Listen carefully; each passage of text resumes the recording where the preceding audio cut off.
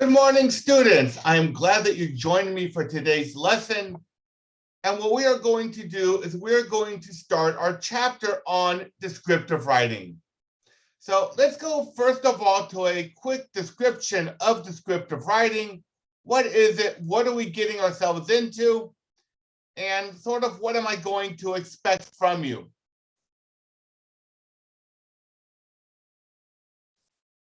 So that was the wrong thing, obviously. So, yes, this is the right screen. Okay, so let's talk about descriptive writing. What does descriptive writing do? It creates a vivid, a strong visual, auditory, and other sensory image experience. It could be taste, movement, placement of things, of the events that are happening, as to allow the reader to actively experience the event being written about. Basically, we want the reader to understand through his own senses what we felt or what we are feeling. And we focus on terms, on words, adjectives and adverbs.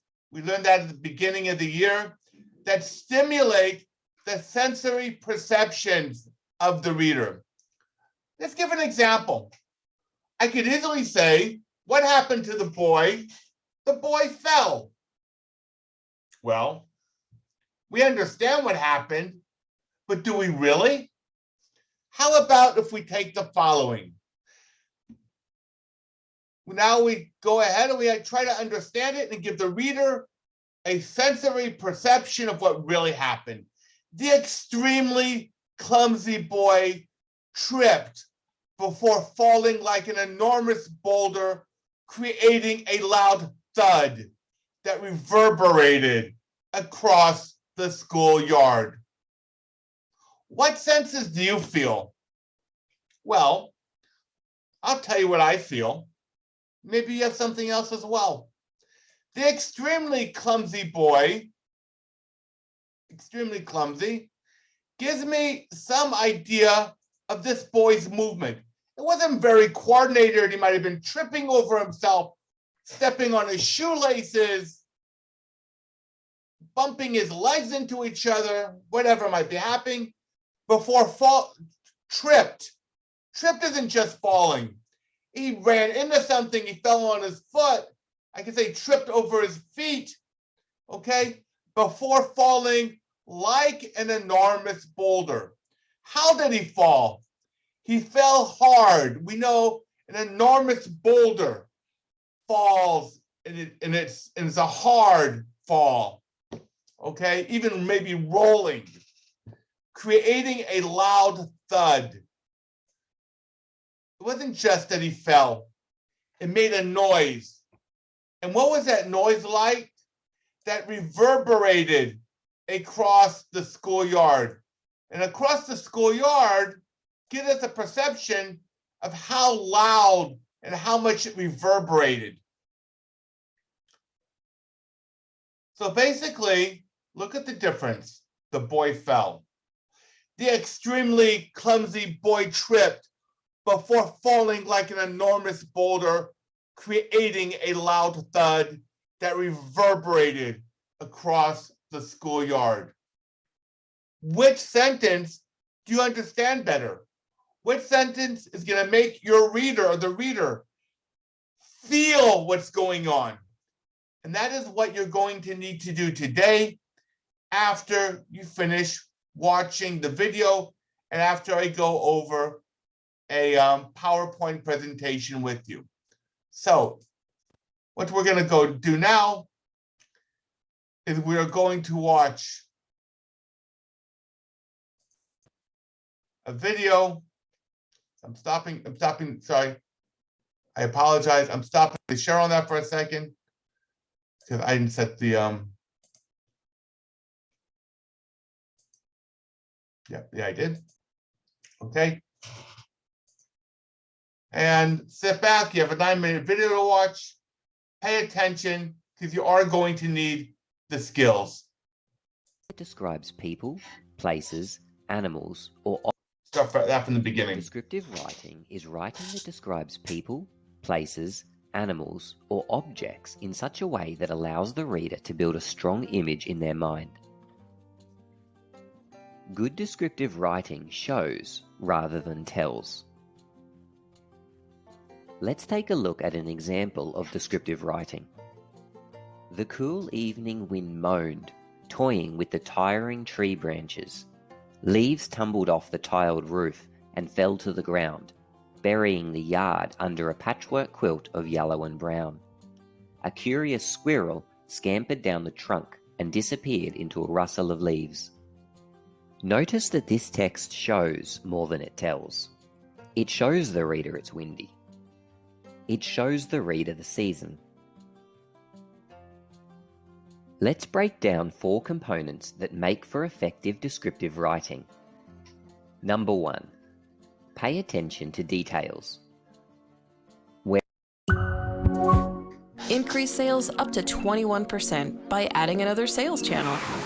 Whereas regular writing might see a red apple, descriptive writing sees the detail of the stem, the change in color, the spots on the skin, and the way it catches the light.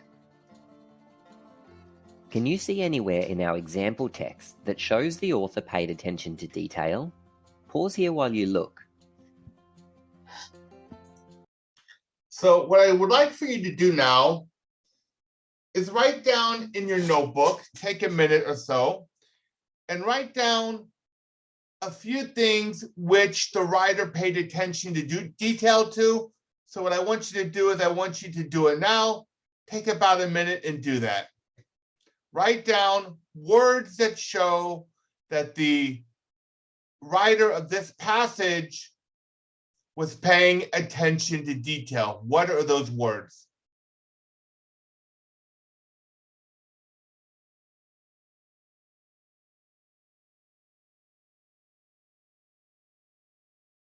Of course, you'll be looking for adjectives and adverbs, maybe prepositions.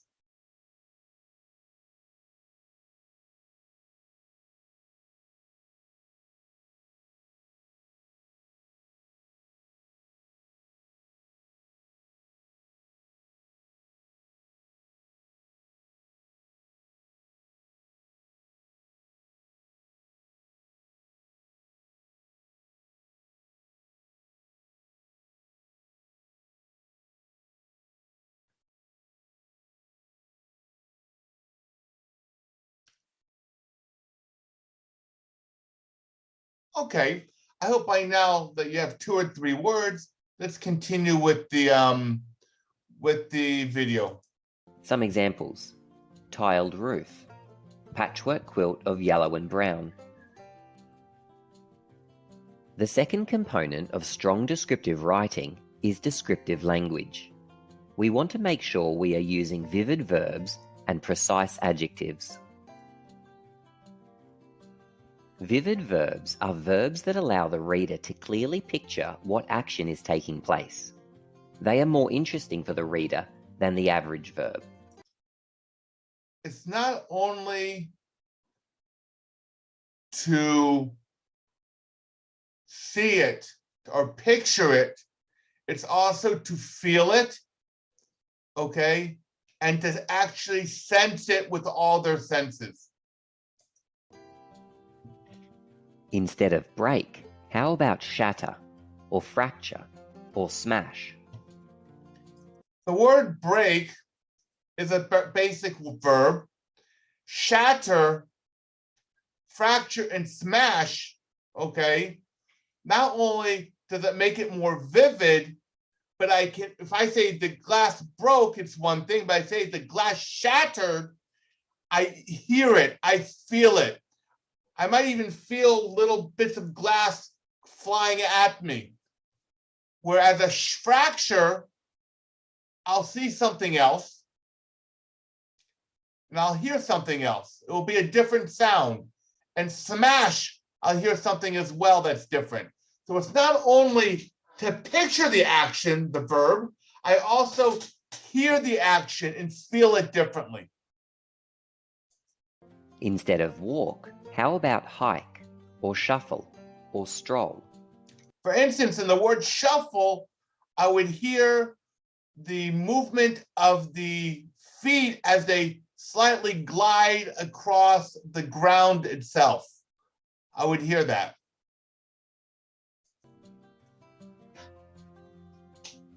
Precise adjectives are adjectives that are very accurate and specific in the way they describe. Instead of choosing multiple average adjectives, choose one precise adjective. Choose quality over quantity. See if you can find any vivid verbs and precise adjectives that have been used here. Okay, I'm pausing this. What I want you to do is I want you to write down 3 precise verbs and 3 precise adjectives. Okay, let's go ahead and I'll give you a couple of minutes to do this. Let's go ahead. 3 precise verbs, vivid verbs, and 3 precise adjectives.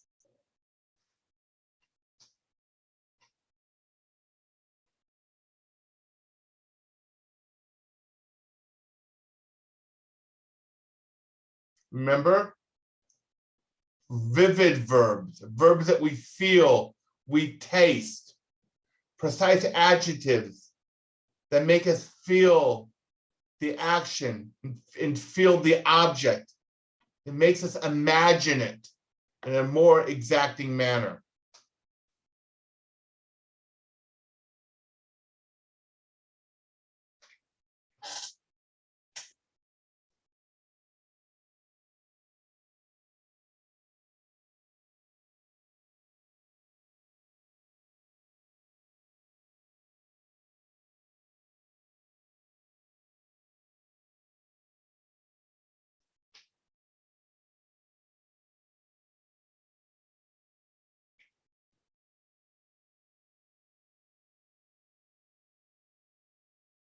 Okay, I hope by now that at least you have 2 vivid verbs and 2 precise adjectives. We're continuing. Let's go. Pause while you look. Moaned, tumbled, burying, curious, tiring. What effect did these word choices have on you, the reader? These words were chosen to help you build a stronger picture of the scene in your mind. And this picture is not only a visual picture, it's also an experience of hearing and feeling. It's an experience, not just seeing. A third component of descriptive writing is including multiple senses. It is easy to focus only on the things the reader should be seeing, forgetting to describe the other senses. Descriptive writing should also help us imagine what we could feel, the sounds, the tastes, and the smells. Read over this passage again, this time looking out for which senses have been described. Pause here while you look. Okay, so what I want you to do now is I want you to find which senses, I want you to find which word gives you which sense, okay?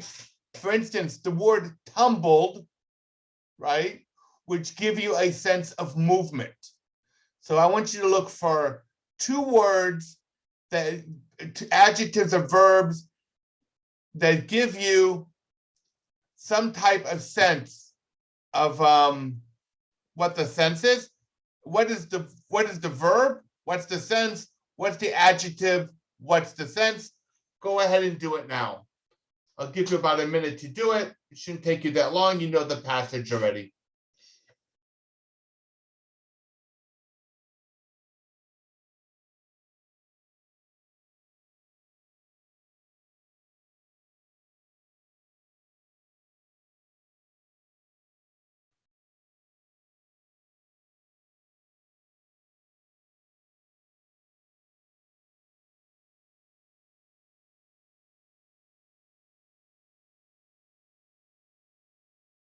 Okay, That should have been enough time to get two different verbs or adjectives and to give two senses. Let's go on.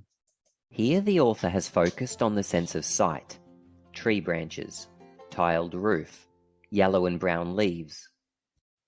Here the author has described what the reader should hear: the wind moaned, rustle of leaves. And here the author has made descriptions to let the reader feel: cool wind, tiring tree branches. Depending on what we're describing, including all of the senses can be difficult. At the end of the lesson, we'll learn a little trick to help with this. Number 4, organisation. Our descriptions shouldn't be just randomly thrown together.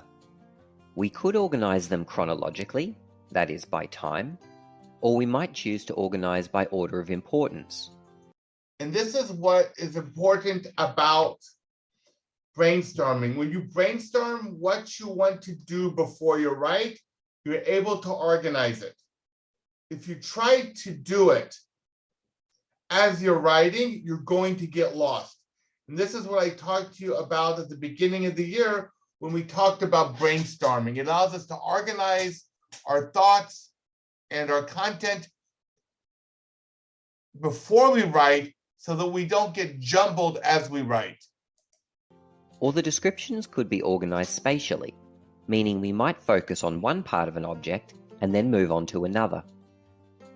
For example, if we were describing a person, we might start by describing physical features and then move on to describing actions. Or you might start at the top with their hair before moving down to their facial features and then on to their clothing, for example. Can you work out how this descriptive paragraph has been organised?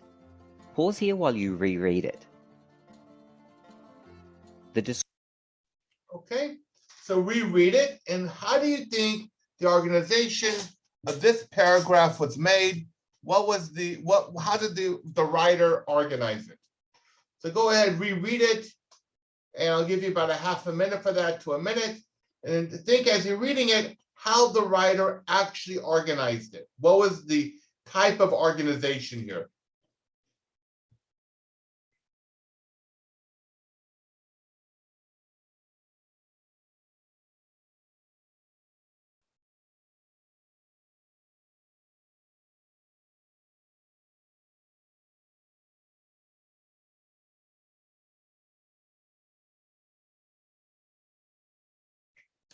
Okay, so let's go ahead and let's see if you got it right.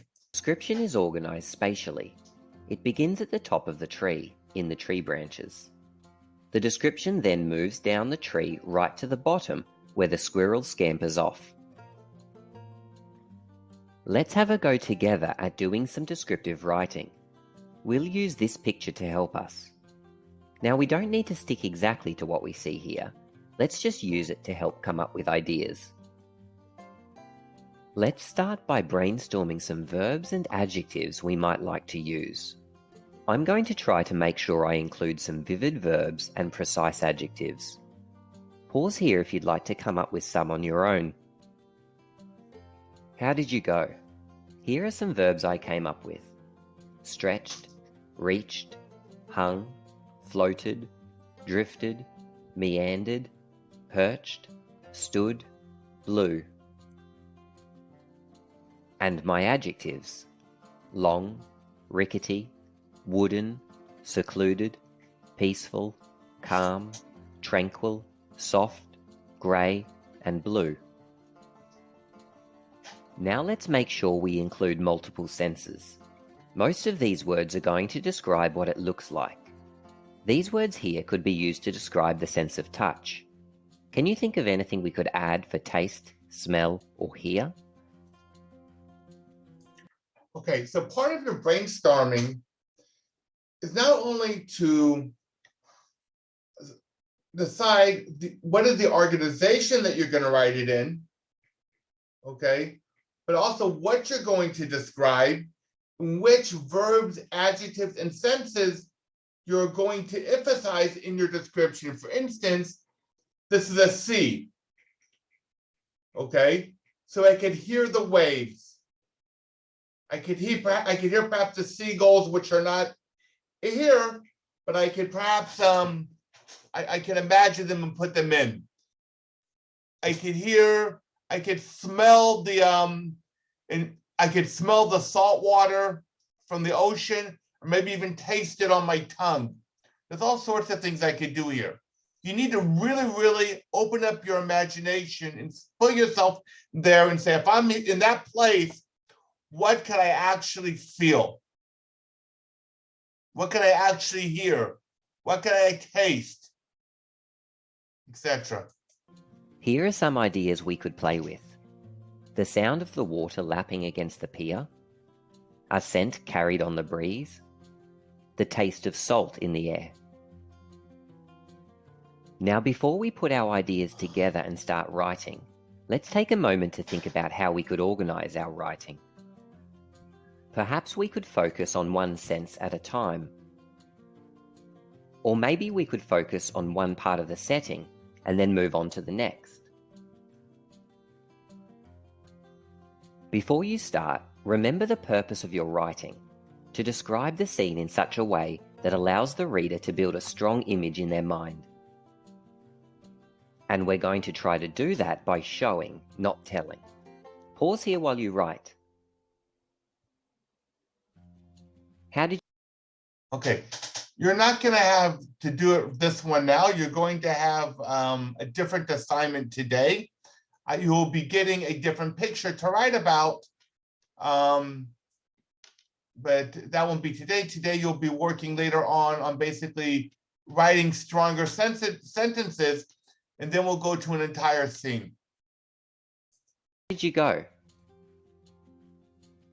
Here's a short passage I've written. Pay attention to this, because this is something similar to what you're going to have to do. If you like, leave your passage in the comments below. Descriptive writing can be a lot of fun, and practicing your descriptive writing is easy. Just choose an object from around the house. A chair, a pie, a raindrop on a window. The more ordinary the object, the greater the challenge. Before we finish, a few tips for your descriptive writing. Number 1. Limit your use of the verbs from to be: is, are, was, were. Number 2. Set a word limit. This can encourage us not to waste words. If a word or sentence is not doing an important job for you, get rid of it. That means basically he's trying to tell you, if you're going to use a word, know why you're using it. Just don't use words to get to a certain number of words or a certain length. In descriptive writing, I will say you have to write between a page. But if you write a whole page and you're just saying, he was strong, he was nice, he then went here, he then went there, and I don't feel what's going on, then then you're going to get a poor grade on it. And you haven't learned anything from this. But if you write 3/4 of a page and you use lots of descriptive verbs and adjectives and adverbs, and I feel what you're writing, that's what I want. I care less about how long it is. I care about how you made me feel. Move me. Make me feel what you're writing. Make it come to life. Number 3. Play around with creative ways to include the 5 senses. Okay, this is important. You don't, and he said this before, you don't want just to attack the sense of sight or what you hear. You want to attack the reader from all directions, so he feels every sense and receives a complete experience from the passage itself. Sometimes it can be tricky to include taste, for example. But perhaps you could use words which evoke a taste to describe other aspects. For example, in our descriptive writing about the beach, we could have likened the colour of the clouds to grapes. Not only would we have described the colour, we would have cleverly included the sense of taste at the same time.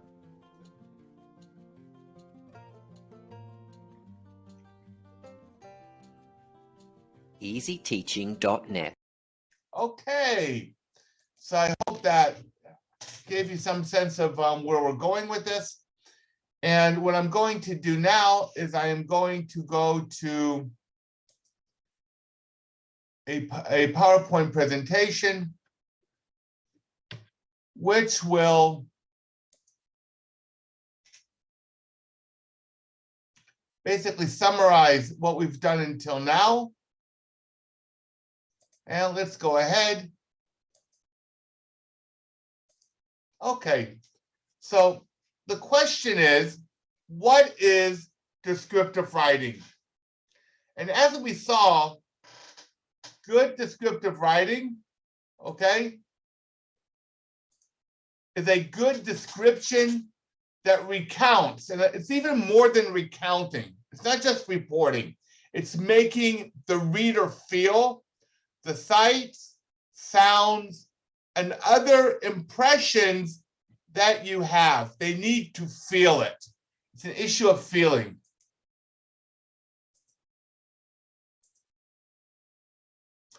So before you start writing, as we said, you want us to basically, you want to see, what do you physically see?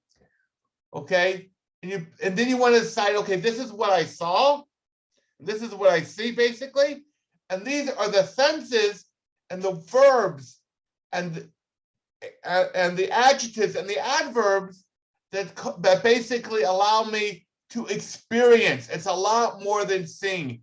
It is recounting the entire experience. What do you see? What do you feel? What do you hear?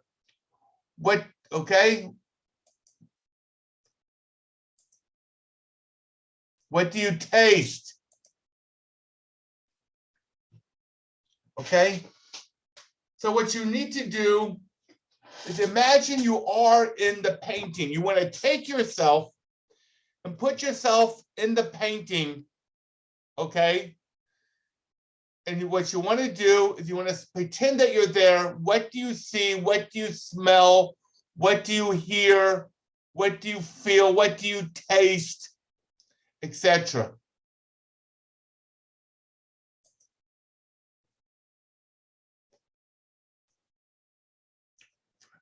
We want to use precise language, as we said before. For instance, we could say, the kids ate their candy. Boring. But we could say, the kids rapidly gobbled their piles of delicious candy. We understand that they ate it quickly, that they shoved it down their throat, and how much candy they had and what it tasted like. Why does gobbled create a clearer picture than ate? It gives me the speed. It gives me a feeling of greed, of a lack of patience. Okay? Just ate. You can eat the steak too, but it's not like gobbling down your candy.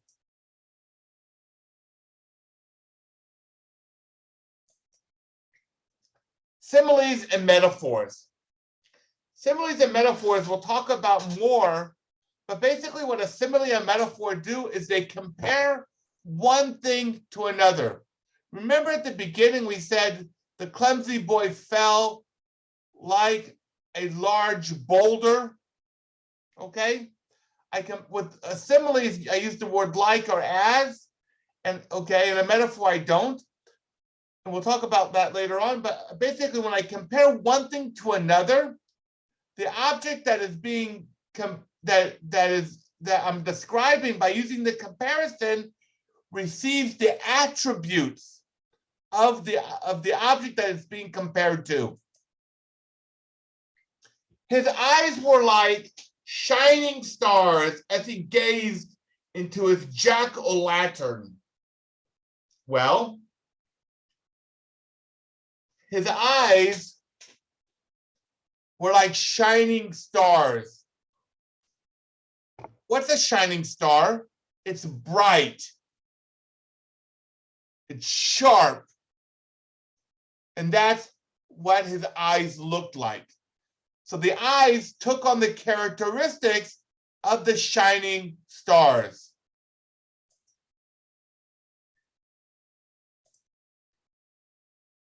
The feast of candy was a siren's call. Think about it. What is about a siren's call for the children? Basically, it's something that drew the children in really strongly. When a siren rings out and it calls out, it's like an emergency. And when this feast of candy, this arucha, okay, of candy, it drew the kids in really strongly, okay? So basically the attention and the urgency of a siren's call is that feeling is being adopted by the feast of candy.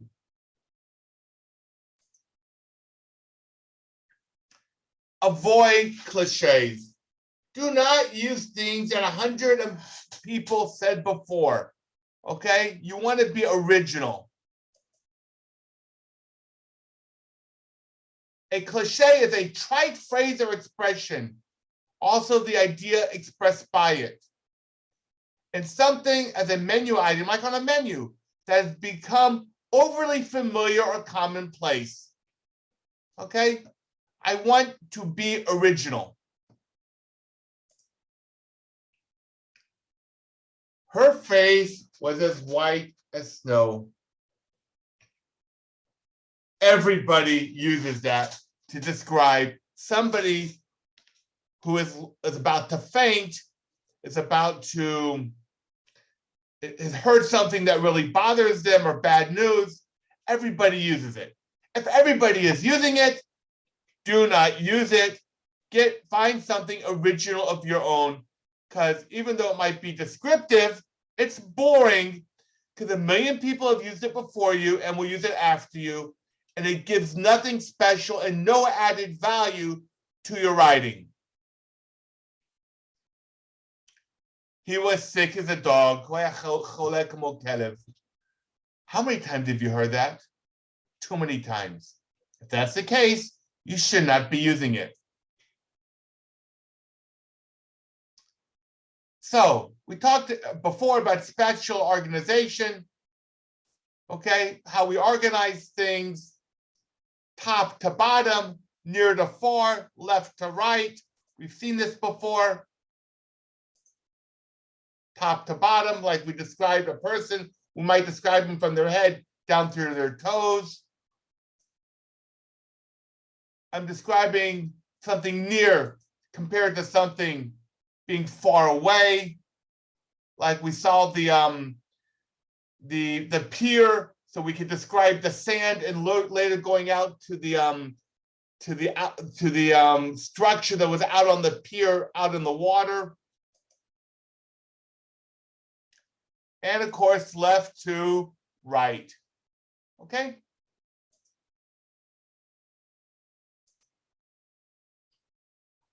I am not going to discuss the rubric today, how I'm going to grade it, but I will just, because that's less important for today. I'll go over this in class, but how you're going to get your grade.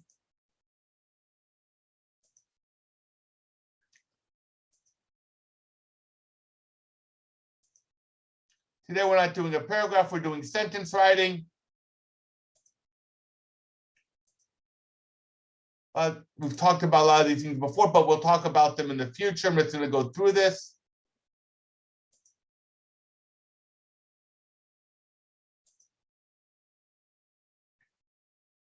These are just adjectives that you could use to describe.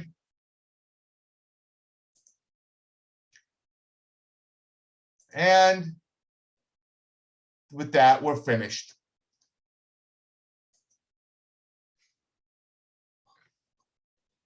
One last thing.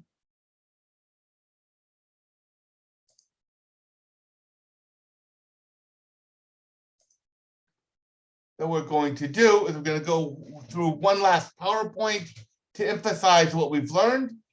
and then you will get your assignment. So basically, descriptive writing, as we've said in summary, is painting a picture with words. But it's very important, as I said, to understand that we're not talking about just describing what we see, but we're describing all the senses. It's an effective written description is one that presents a clear picture to your reader, but I would say it's more than presenting a clear picture, it's presenting a clear and vivid experience. A successful description uses vivid vocabulary, including accurate verbs, colorful adjectives, and figurative language. It will create an interesting description that attracts and keeps the reader's attention. It's not enough just to get the reader's attention, but I have to continue keeping it. Imagery. Imagery is the use of words to create images or mental pictures. Imagery helps you picture how something looks, sounds, smells, tastes, and feels. Basically, like I said before, we want to provoke all the reader's senses. And I'm going to give you an example of what would be considered good imagery. Dark shapes glide through the night sky on silent wings. Their sinister shadows outlined against the light of a full moon, swooping down to the earth. They hover in their houses and deserted buildings, breaking the peace of the night with their disturbing presence. Carriers of disease, drinkers of blood, companions of witches and demons, bats. The very word brings a shiver of fear to most people.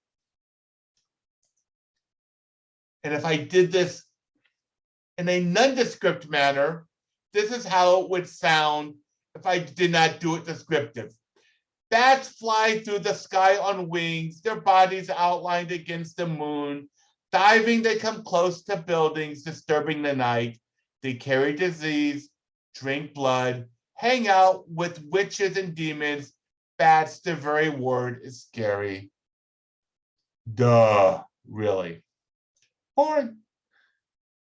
We understand the difference between the two. They both said the same thing. But this one brings it to life, makes me feel it. The very word brings a shiver of fear to most people. It makes me feel it. My body's shaking. And here, scary, the very word is scary. It doesn't do anything to me. What I want you to do is to take the sentences you are given today, even add on to them, add another sentence to them, or even two, but I want you to take it and make me feel it with all my senses, and at least 3 sentences per sentence.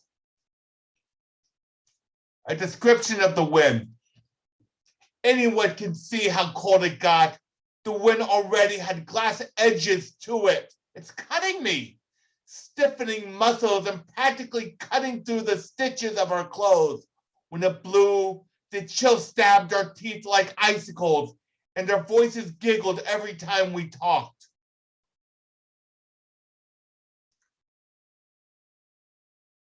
I'm going to skip over those. Things to remember about descriptive writing. Be specific, not vague. Be very accurate. If you're not accurate, then your reader is not going to hear, smell, see anything that you're trying to get across. You have to be strong. Elaborate. Add more details and expand your ideas. Use vivid vocabulary, strong nouns, verbs, and adjectives. And include details that relate to your 5 senses. And in each sentence you expand on today, you're going to need to use at least 3 sentences. Okay? Three sentences. And that is all I want from this one. So I hope you've enjoyed the lesson.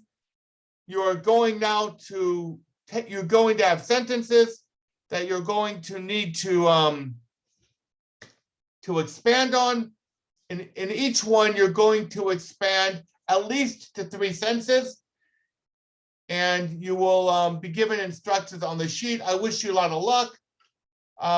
I won't be available during the course of the lesson, but you will turn this in and have this ready by the next lesson that we have, which is on